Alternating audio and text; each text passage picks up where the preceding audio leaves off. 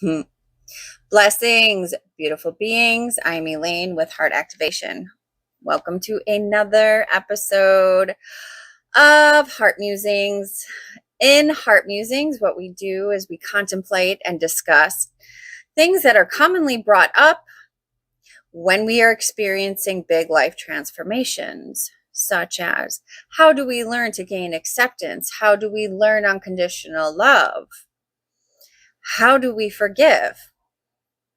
These common yet very difficult concepts and conversations are definitely ones that need to be had. And here I will be sharing my insights on these conversations. So again, thank you so much for tuning in, and I look forward to sharing the space. Computer. Yay. So this is so fun. It's really bright. It is.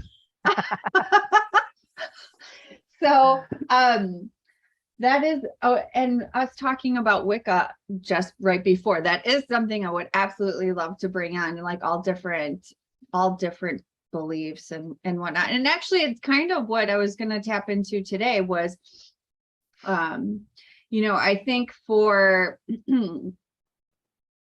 me and learning generational trauma, right? And so, I had brought up or that post about the kids who are rebellious or who are always asking questions, how we have been taught from a young age to shut down like all of these questions because our parents didn't know the answers. Their parents didn't know what the answers is. Like nobody actually really dove in to why things are the way that they are. Or when it comes to like your faith, as a little kid, if you were going to any kind of church,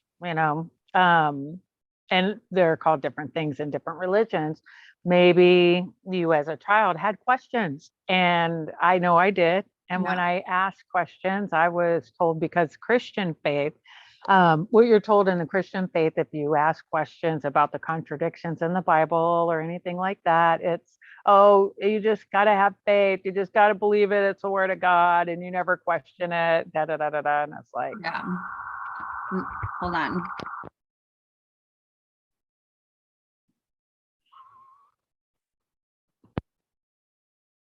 Sirens going there. So yeah, and I think too, so looking back, because a lot of people use astrology and human design I know that you have looked into like past lives, like in my past lives and on my charts and whatnot. And I think it's a really fun and confirming way to see what this life holds for you, at least for me, being able to learn what I have, I believe I chose my parents to be able to bring in the lessons and expansion for my soul this time around, what is past and because it's all now. Anyways, so I would, bringing in the generational and ancestral trauma into this, like how do you look at charts specifically for this, and how can you learn how to move through generational limiting beliefs? so in human design, when I'm looking at stuff like that, I'm looking at the design side, which is the red side.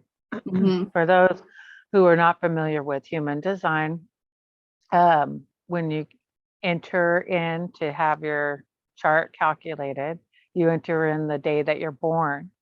But that chart that ends up generating not only has that day, it also has another date on it, which is 88 degrees or days before you were born. So the sun moves 1 degree a day. And so the other chart that is on the red side, called the design side, which is the body of the vehicle, that chart is the 88 days or degrees of the sun prior to your birthday. And that's what is inherited, and from one of the teachers that I've learned from, said as 14 generations back. And any red that's in, go ahead. And is what? How many? 14 generations back. And so in general, some of us have access to our grandparents' birthdays and are able to pull up their chart. And generally the grandchildren and the grandparent have a lot of similarities in their chart. Sometimes even parent, of course, to child, but you can go back further and see. So like I've looked at my great grandma, one of them, and there are similarities in the chart that I have in the red that she has in the black. But even if you have it in the black, we can heal anything in the chart, of course. And then when I'm looking at it from the astrological side, the trauma is generally shown in a couple different ways. So for me, I'm using evolutionary astrology, and we see the trauma through the planet Uranus. And the reason is because Uranus holds the long-term memory. And, that's memory, even past lives or ancestral, I'm sure. And then when we're looking at like where we come from in the more recent life, we see that through the South Node and the South Node ruler and where that ruler is within the chart. That kind of maps out, and plus where Pluto is. Those things map out and show us what we came in already having and where our comfort zone is. And it can also show too some of the early childhood, experiences. Pluto and can? Then the Pluto placement with the South Node and the South Node ruler can show some of that energy in the early childhood as well, depending.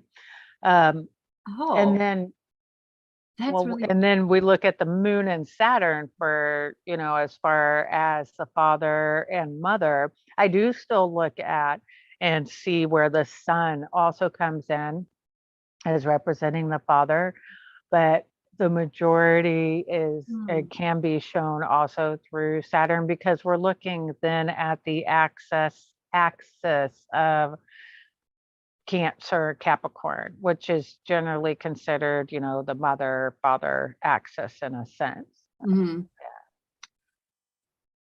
This is so, and this is, this just like confirms why for me, and I feel for so many people, like when you are diving or learning to unlearn things like astrology and it's so enlightening to learn all of these things, because it gives you a greater sense of like there is a bigger picture, and like I haven't been crazy. I'm not crazy. Right. I'm sensing these things. And and I feel for me, at least, when I learned a lot of my astrology knowledge, was it empowered me to make different choices. Like, oh, I am. So like, once you understand, you can like traverse all of those things or transcend them. Yeah. Speaking of that word, choices, I love what I learned from Laurel. Erica. And not spelled the same way as Erica, ERCA. It's actually Air, AIRICA. And her word magic and choice. Oh, I see, and in there, and it's so in line with how I like choosing the meaning for things instead of just reacting to stuff and going, okay, this is what's going to happen. Being able to choose the meaning of something, it can be a little more empowering. And how we see things and perceive things. So, and that's another thing that's important is when we can allow ourselves to perceive something differently than we always have before, makes can really change and open up our perception a lot more. Yeah, it does, because you're not just taking things for like face value and just like moving about with blinders on, Yeah, or from past perceptions and past experience, because the mind is always working in the past, in the sense of when we make choices, a lot of times it's trying to make choices based on our past experience and or the anxiety of the future. Whereas when we can allow ourselves to be in the moment and then, make choices in that way instead of based on a past and choice of viewing something different, like you could be walking in your own city and have always viewed it a certain way, but when we can allow maybe a different way of seeing it,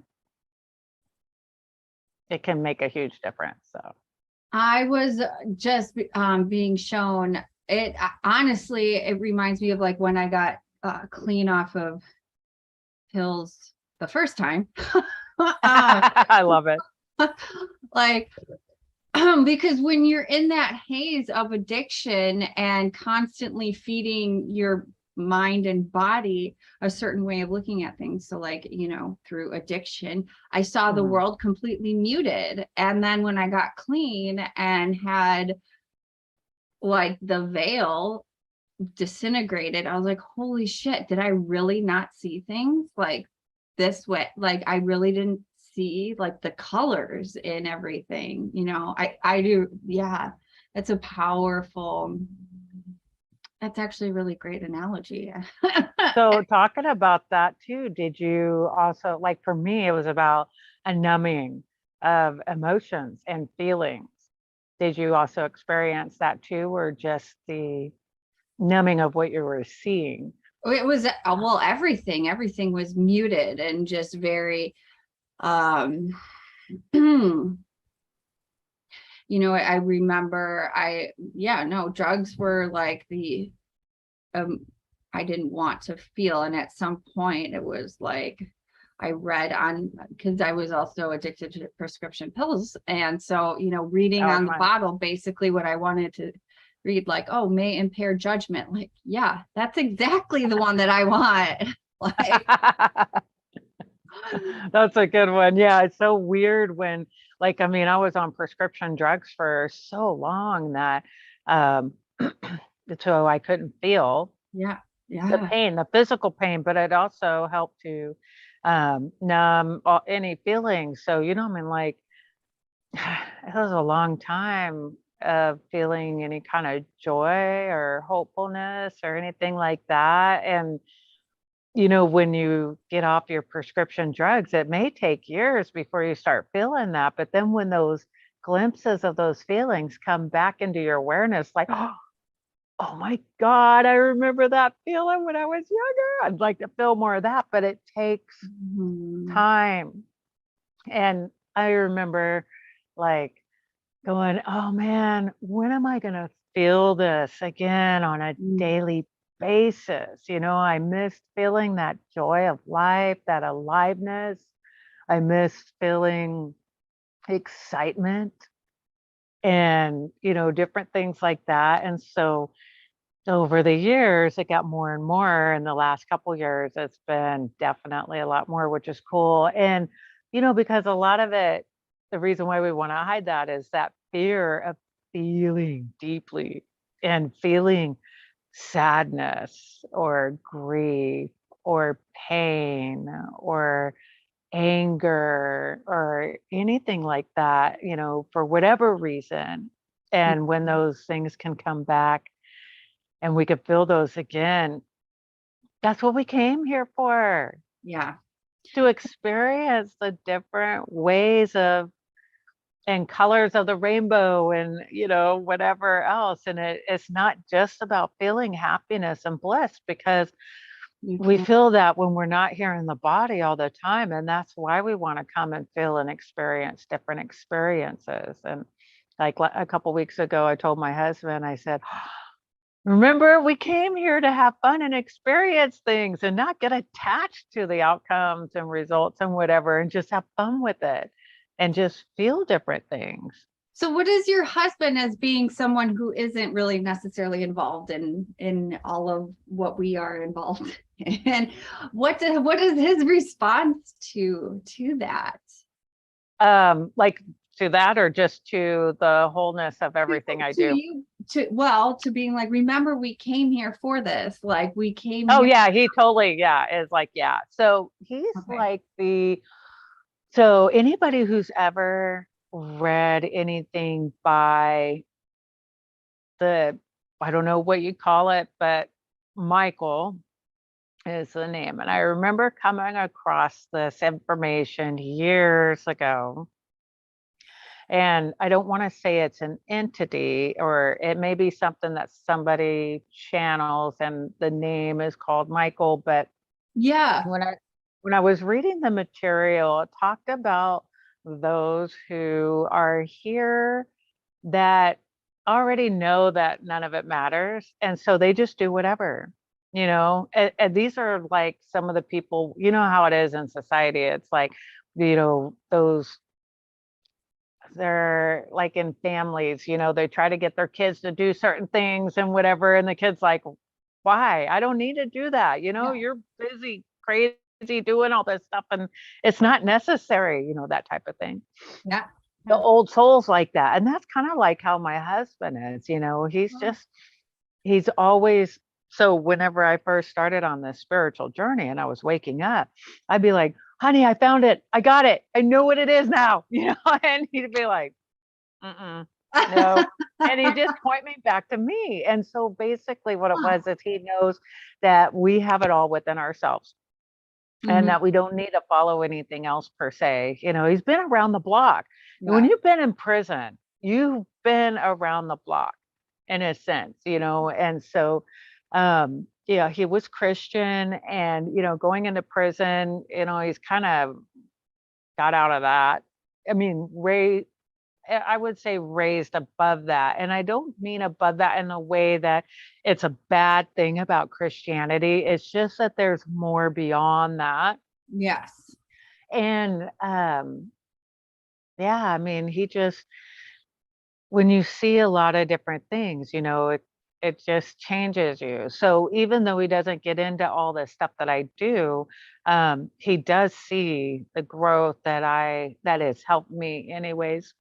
And so we do our own different thing. He does his thing, I do my thing. But together, we have our different things that we enjoy doing together. Like cars is a big thing. Having we were just looking at the 70, 71, 72 version of the Camaro. Oh yeah. And yeah, I'm like, yeah, I want that. We love muscle cars. We love going wheeling, building monster trucks, stuff like that, which we've done. We built a Jeep. I should say he built a Jeep, and we used to go wheeling and all that. It was a lot of fun. Sorry, itchy nose, kiss a fool. Yep. So yeah, it's been really cool and very interesting. He's like my Peter Pan. And I'm the anal one. I'm the more ego one. It's like, we got to do this and that, try to control things. And, he's helped me to understand that I cannot control or change another person. So that's been really good. I can only do that for myself. Gosh, that's hard to imagine then, because I'm like, I feel like you are, at least when we talk and converse, like you bring such a presence of like unconditional being. It's like, I can't, well, I mean, that takes so many years of undoing and undoing. So for you to be considered the anal one in the relationship is I used to be. I'm not so much now. Actually, I've worked. Yeah, I was gonna say, yeah. My illness, when I lost control of everything, when you lose control of your life that you think that you had control of, it really changes you. And when an illness ends up affecting a person from that, what happens is we try our best to hang on in some way with some sort of control by controlling certain things or thinking we can. Yeah. We can control simple little things. Like I can control that I make my bed in the morning. And that's one of the things that I would do before I'd be in bed, because I was bedridden for many years, but I wanted to make my bed and be on top of it instead of being in the bed all the time, plus sleeping in it. So to have a little bit of a contrast between the two. And I tried controlling my husband, tried changing him and stuff, thinking that I needed to change him. Yeah. That's the thing, the mind thinks it needs to change things and control things when it actually doesn't. So it's taken a lot of years and a lot of trial and error. And, now I've let go of a lot of that, but it doesn't mean that I don't still have that. And plus I have Chiron in gate 21 on the design side, which in traditional human design, Chiron is not considered to really have an effect. However, with some of the other people that have taken traditional human design and moved beyond that to a certain extent, have found, and I can say honestly, in my own experience, I have found too, that Chiron actually does have an effect in whatever gate it is in your human design. As for me, I have it consciously in 17, as well as unconscious in 21. The controlling part of me is unconscious. It's like I have no control over it. I mean, literally, it comes out. And so in working with human design, it has really helped me have so much more compassion for myself as well as others. And it's really helped me to allow, instead of trying to change things, knowing that some things just are, but we can take those and maybe respond in a little bit different way. I'm still going to have the controlling aspect, but I can turn that more inward and control the things that I have control over for myself, like creating intuitive human design. Right. And actually, whereas before I wasn't even willing. I just was like, I'm not going to create anything with intuitive human design at business wise until I have the clientele that would be a reason to do it. And I was doing it backwards. So I was trying to control in a sense of how it would play out. But really what I needed to do was take control and show up in a way that is more congruent with what it is I want to do. And having that, my Venus in 60 in line 4, I needed to create the container. Well, part of creating the container is setting up the mundane stuff within where you live. I live in a city, in a state that has certain expectations for people who are wanting to do business and make money in that city and state. And so I needed to step up and do that stuff. And that's how I can control how things are and, make choices in my life through doing that and what it is that I desire to do. So the wishful thinking stopped working. What? Yeah. So we can have the wishful thinking of this, my wishful thinking was, I'll show up on social media and I'll end up with customers and then I'll create a business, creating the structure after the fact. But that doesn't always flow that way. Life has a way of flowing that is more congruent to creating that which you desire in your life. Well, it's basically you're telling the universe that when you create, what you want, you're inviting that energy to come to you. You know, when you're not, it's like, oh, I'm not ready, or I don't really want that, you know. Yes, exactly. The not being ready thing. I love that because I don't think I was ready at the time to actually start building the foundation of what it is I want to do. And part of that, I think, is because, excuse me, I was still testing, You were trying things out.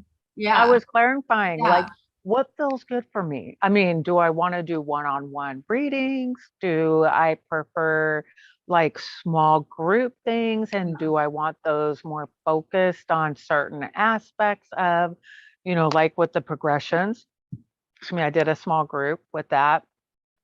Or do I want to do something bigger and have a bigger container where people can come in and have an a la carte? Do I want to do a school?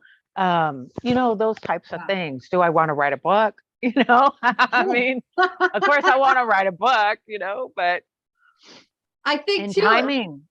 Yeah, for sure. And I think too, like, and this, I mean, it's just, it's mind blowing every time I think about our processes, you individually and where I was individually, you know, because honestly, before we truly connected, I just thought like, oh, you had already been super successful in intuitive design, and that you were wanting to lessen your load on clients, you know.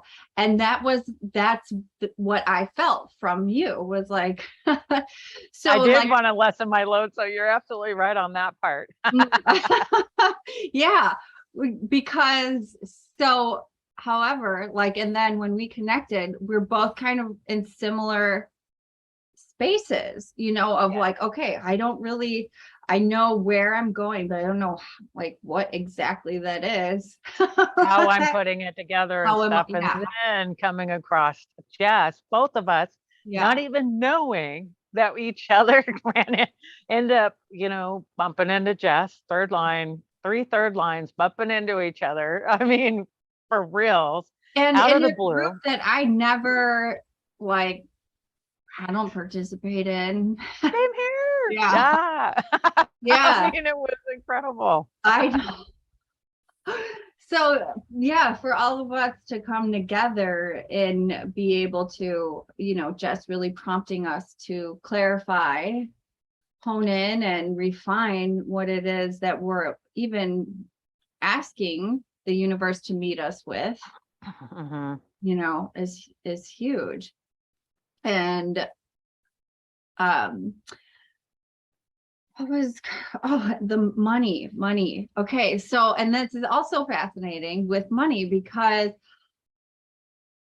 you know, the belief systems that I have with money is like, that is now the one thing that is like what I see as external. Like, this has been kind of like, it's been really difficult for me to emotionally unclick this. Oh, yeah. I mean, I've been there. It's Yeah. crazy, and before, like, it's so funny because there's no way, honestly, that I could have ever even started before this year and at this Mm. time Yeah. because of the money thing and the issues that I had. And um, it's really beautiful when we work through our money issues, and especially receiving, because a lot of people, when they mean very well in helping others with their money issues, but there's a lack of talking about the receiving part, in the sense that from what I came across, Yeah. until I came across this young lady, I think her name was Christine or Christina. She's in human design, and she wrote a book on receiving.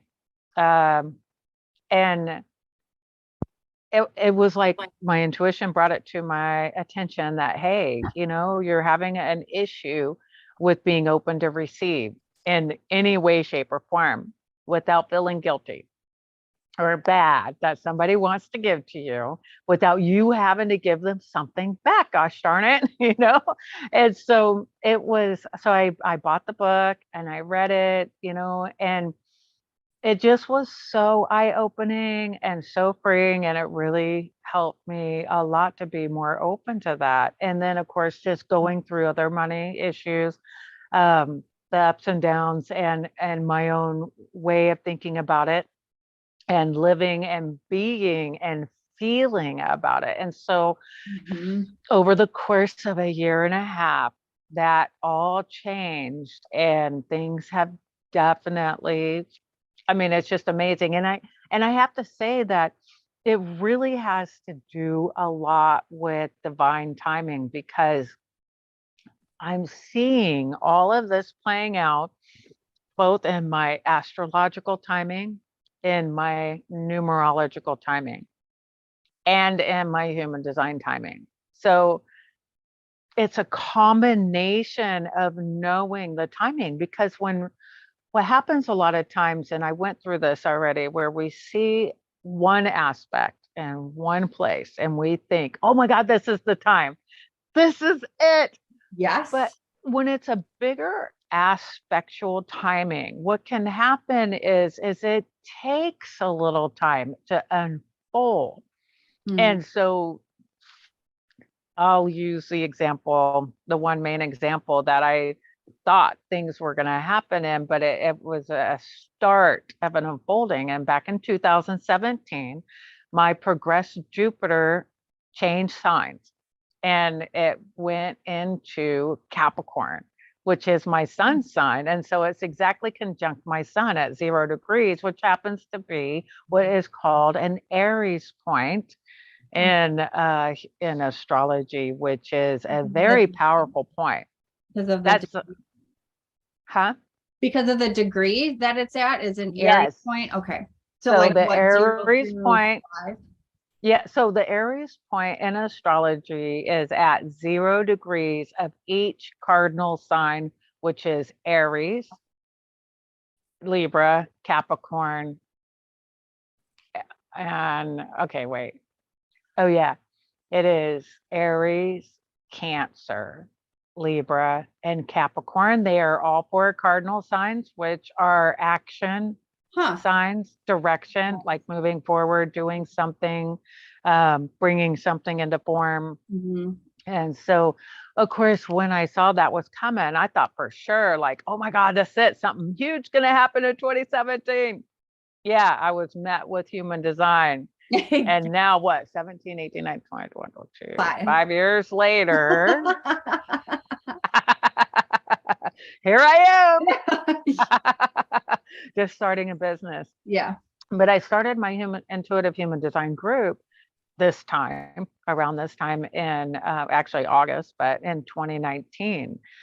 And I thought things were just going to manifest, because I was taking a course and I started doing and offering readings after that course in 2020.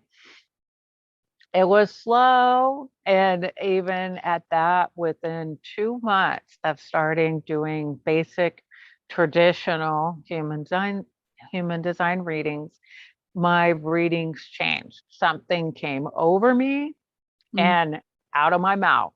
And it was like, whoa, did not expect that. It was during a reading that I was giving a young lady. And ever since then, it's just been, everything has come through intuitive wise. And then whenever I was coming up with, well, actually before I created my group, I didn't know what I was going to call it. And the name came to me. I received the name exactly 1 minute before creating the group. That was like, really well. Boom, like this is it. Yeah. Right. Because what I wanted, for me, it's beyond human design, because I am beyond human design. There's more to human design. There's more even calculations that should be added in a human design reading, for example, or chart. But somebody else pretty much already uses that, already had that website domain name. Human design. And it's not like it's, the main of her thing. But you know, if I were going to have a website, you know, I wouldn't be able to have that. So anyways, right, like I said, right when I was creating the group and came the word intuitive human design, I'm like, okay, that works. And then, you know, I mean, but through my process too, what I found is that that's what keeps me on track. And that's what really helped me, was tapping into my own intuitive knowing, because I did that all my life. I just went by my own inner intuitive knowing, my gut. I was always following the body. But because other people thought that I was wrong, and you know, they meant well, they didn't know. And I ended up giving my power away and quit listening to my intuition, thinking As that most of us do. Yeah. yeah. Yeah. So coming back into that has been, Hmm. it's been awesome and amazing and a blessing. But at the same time too, in reflection, if I didn't have all the experiences that I've had, shitty as they were or not, didn't matter. I'm a third line. I'm supposed to have all these experiences, and having that fifth line, I'm supposed to share them with you and to let you know that you're not alone, you know, Yeah. that life can be better. And, you know, Well, it's okay that you feel these different feelings. Yeah, go ahead. yeah. And I think that's just, I mean, there's so much there to unpack with what you just said. It's the whole, we don't know what it's like to truly trust ourselves in a society that is completely addicted to distractions and to reaching outside of ourselves.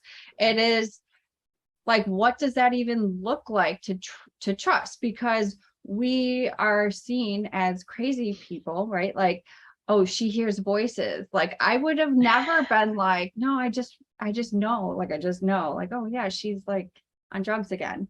Like, I love it. so it's and especially for me to learn that, like, oh, like I said, that I'm not alone, or, you know, you said that, but we're not alone. And those are like real feelings of like the knowingness when things come through, that you can hear voices, but Yes, it's just, I do sometimes. and it's like, and it's different for everybody. And the not being alone isn't just that you're not alone because we've been through it, but it's also that even in your aloneness, you know, the time when you are alone, you are not alone. You know, we all go through phases of feeling lonely and having loneliness, but it's more the mind feeling alone, or that feeling that loneliness, because it's so used to being distracted. It's so used to having stimulation that when there is none, we don't think anything, because a lot of times what happens, the mind starts going crazy. Yeah. And we can have crazy thoughts, and we can feel like we're going crazy. But when we allow ourselves to have some alone time with ourselves and just get in touch with ourselves, it takes time. I'm not going to say it's easy, because it isn't. I mean, it takes practice. I mean, like, I still am practicing. Yeah. Honestly. I mean, for the most part, everything is like a lot quicker and I get it. But there are still times where my mind is a good trickster. Like, crap, I knew that, you know? Yes. Yeah. And see, and that's what too. Oh, yeah. The mind is a good, and I feel too, the more you unlearn as well, I have found, and especially like and this gets me really up.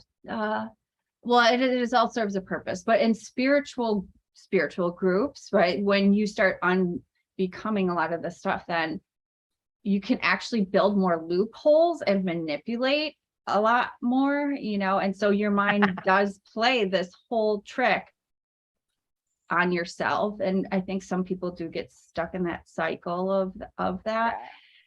But yes, with me, I feel that it's been, the resistance is quicker to release the whole experience. Absolutely. So and then the control, so coming back to the control part, because this brings in money. So yes, because people find like we relate like having control, power, and freedom with money, and that's not true. You don't need anything to have any of those. No, you really don't. Yeah. So I mean, because freedom, really, the freedom is not having a house. yeah, You can roam around. You yeah, can live in your car. You can live in a tent, or anything like that. I mean, because the basic necessities is if you have food, and it doesn't have to be the food you like. right. Just to Didn't survive. say anything about having food you like, but I mean, and there's an abundance of everything around, food, water, shelter. Shelter is it could be your car. Shelter could be under a tree. I mean, what did people do before we had buildings? I mean, come on, right? And And that, abundance. Go yeah. ahead. And that's what this book brings in, because it's I like love it. it's a class on like, oh, you're free, but like, would you rather be a millionaire worried about somebody taking your money? Yes, Yeah. exactly. Or That's not freedom. no, yeah. Or would you rather be a pauper where nobody wants to take anything? You don't have anything for people to take from. Right? That's No. real freedom right there. Yeah. I was like, Yeah. that's a really great. And there is an abundance in life. And so I was talking to my husband about this yesterday, and it's so true how, when we think about abundance, most people only think about an abundance of what they consider good things. Yep. Yeah. But I mean, when you really think about abundance, so it doesn't matter what it is. And we do have an abundance. I mean, you can look anywhere in the world, there's an abundance of something, whether it's abundance of grass blades, that's funny, grass blades, abundance of grass, forget that. It's an abundance of grass blades. Come on. There's an abundance of ants.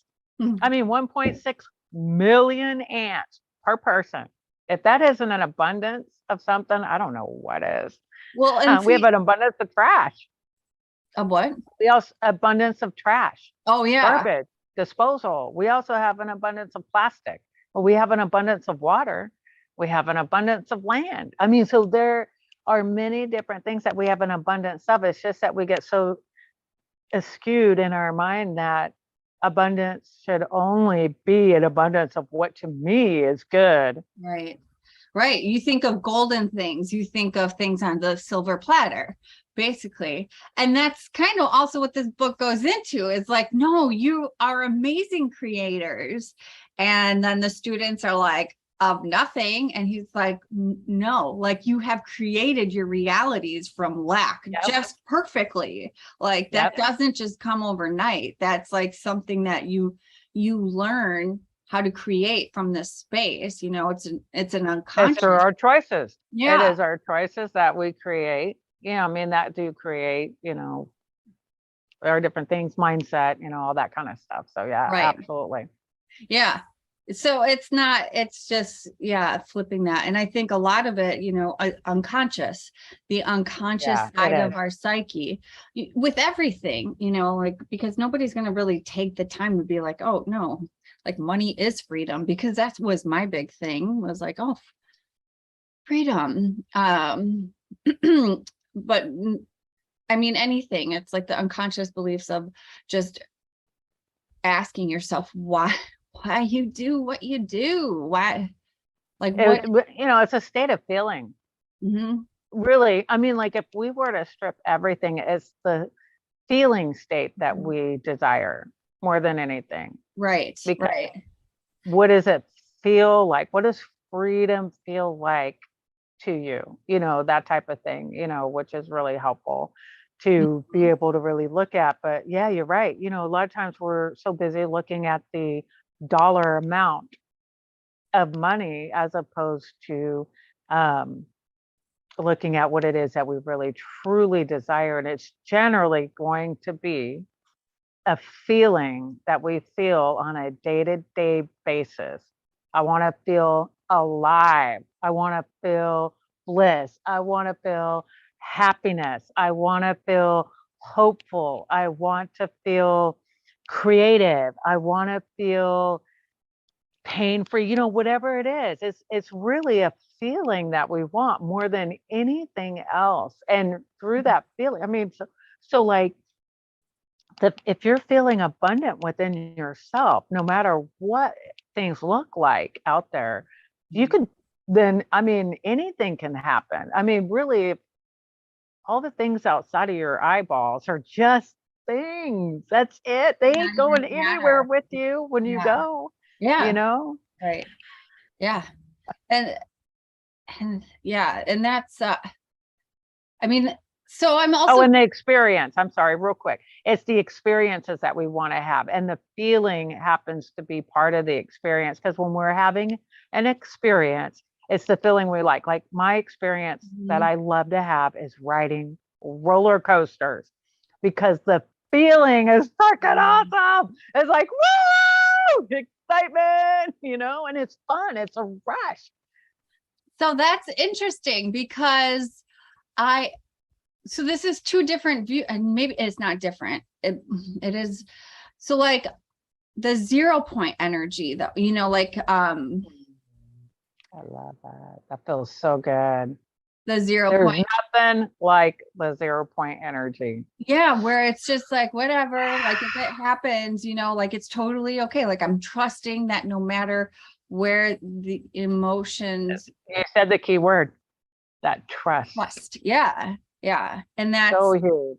It's, so the roller coaster, I feel though, as we become more in tune with our center, and uncovering the unconscious, the roller coaster actually neutralizes out, that it's, however, you're in a constant like, oh my goodness, because even what we perceived as like painful at one point is actually like, I'm really blessed to be able to experience that, like, oh yeah, I know that feeling. Yes. Yeah. Like the other day when I was like, I fucking hate the cold.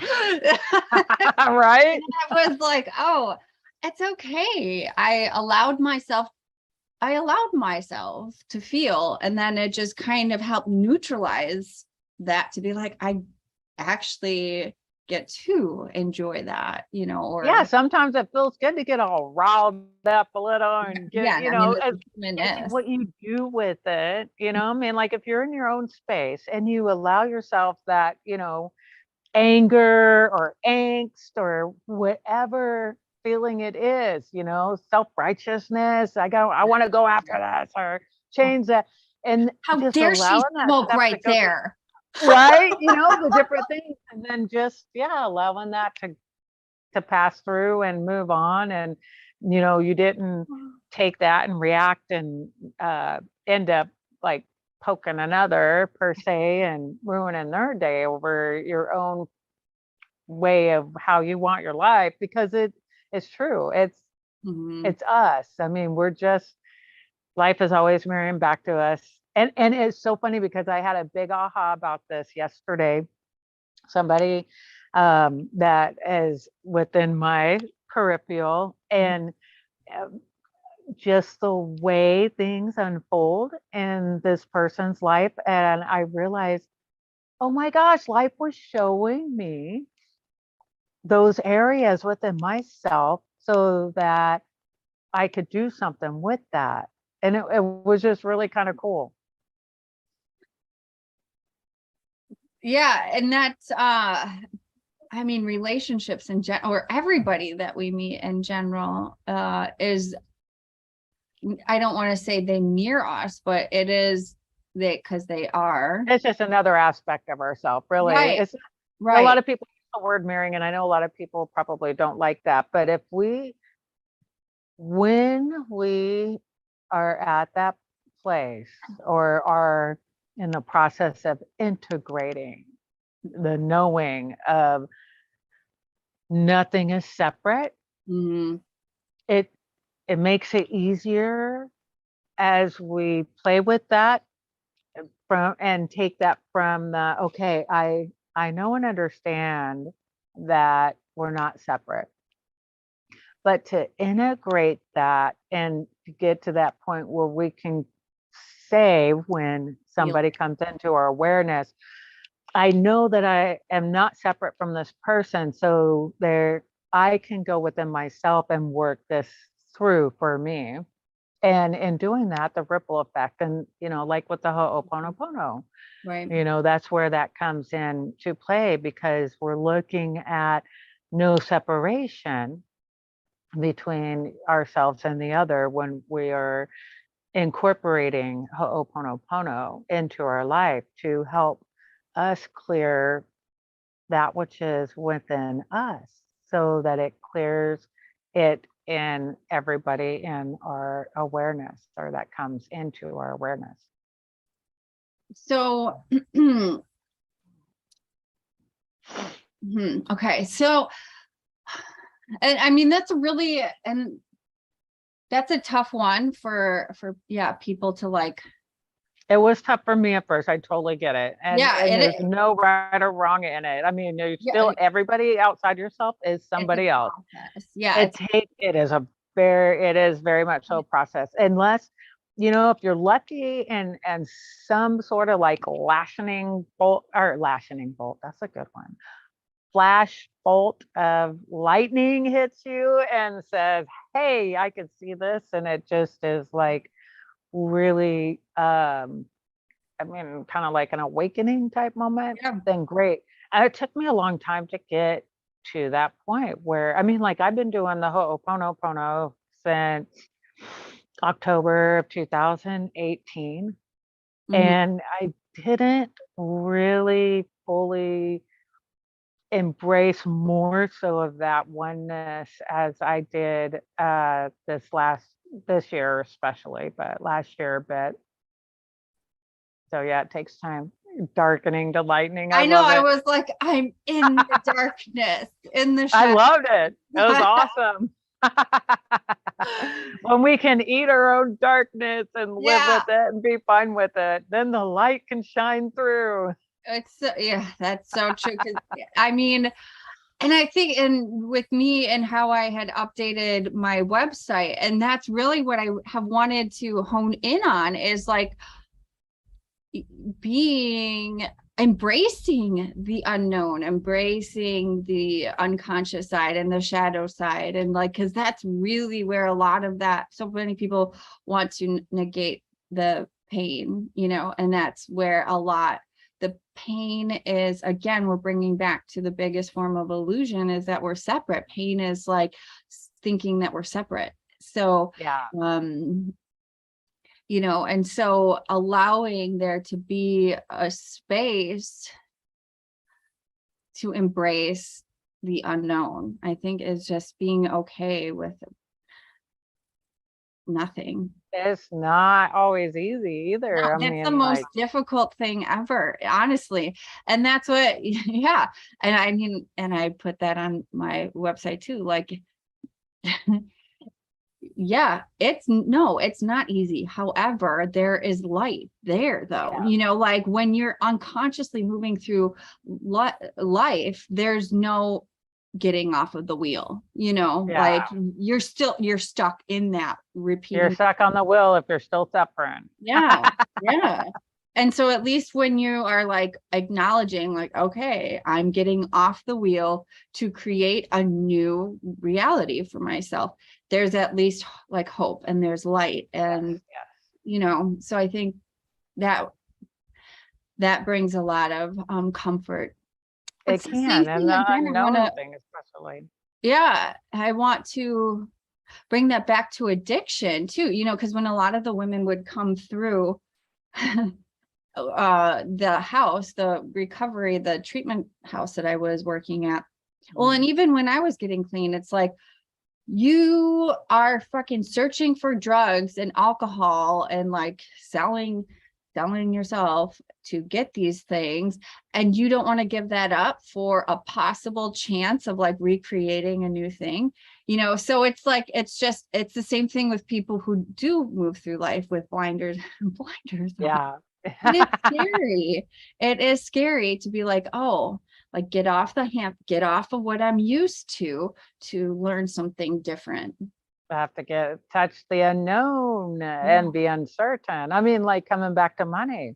Yeah. One of the things that I've had to learn over the summer, well, especially over the last month, is the unknown of the money.